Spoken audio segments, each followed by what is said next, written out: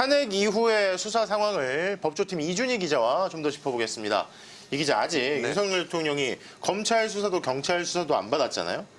탄핵 심판이 시작이 된다고 해서 혹여라도 수사가 지연되는 건 아니겠죠?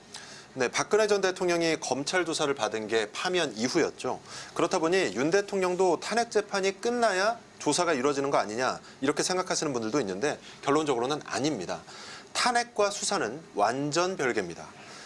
원래 대통령은 불소추 특권이 있어서 현직일 때는 수사도 재판도 받지 않습니다. 국정농단 사건 때도 박 전 대통령 직접 조사는 파면 이후로 미뤄졌습니다. 그런데 이번에 윤 대통령 혐의는 내란죄잖아요. 내란죄는 불소추 특권 예외입니다. 수사든 기소든 체포든 구속이든 지금 당장도 가능합니다. 오히려 탄핵이 된 지금 수사가 더 빨라질 수 있습니다. 지금까지는 대통령 직무 수행을 이유로 조사를 거부할 수 있었지만 이제는 직무가 정지됐잖아요. 그런 이유를 대기도 힘들어진 겁니다.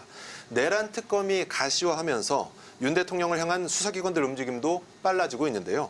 경찰은 윤 대통령 체포와 관저 압수수색을 검토 중이라고 공개적으로 밝히고 있고 공수처장은 내란죄 주범은 구속 수사가 원칙이라고 말했죠. 검찰도 주말 없이 소환 조사를 이어가고 있습니다. 이르면 내일 윤 대통령에 대한 소환 조사 통보가 이루어질 가능성도 배제할 수 없습니다. 내란죄 주범은 구속 수사가 원칙이다. 자, 또 하나 궁금한 게 윤 대통령이 오늘 결코 포기하지 않겠다. 그리고 그 앞선 담화에서는 탄핵이든 수사든 당당히 맞서겠다라고 했잖아요. 자, 이렇게 버틴다고 해서 헌재 탄핵 결정이 늦어질 수 있는 건 또 아니잖아요.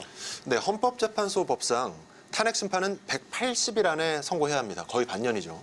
하지만 노무현, 박근혜 전 대통령 전례를 보면 두세 달 안에 결론이 났습니다. 대통령 공백에 따른 국정 혼란을 장기간 방치할 수 없기 때문입니다.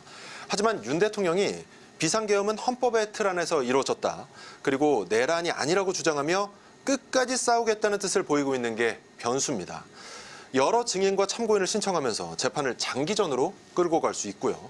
동일한 사유로 형사소송이 진행되는 경우 탄핵 심판을 정지할 수 있다는 조항을 들고 나올 수 있다는 관측도 나옵니다.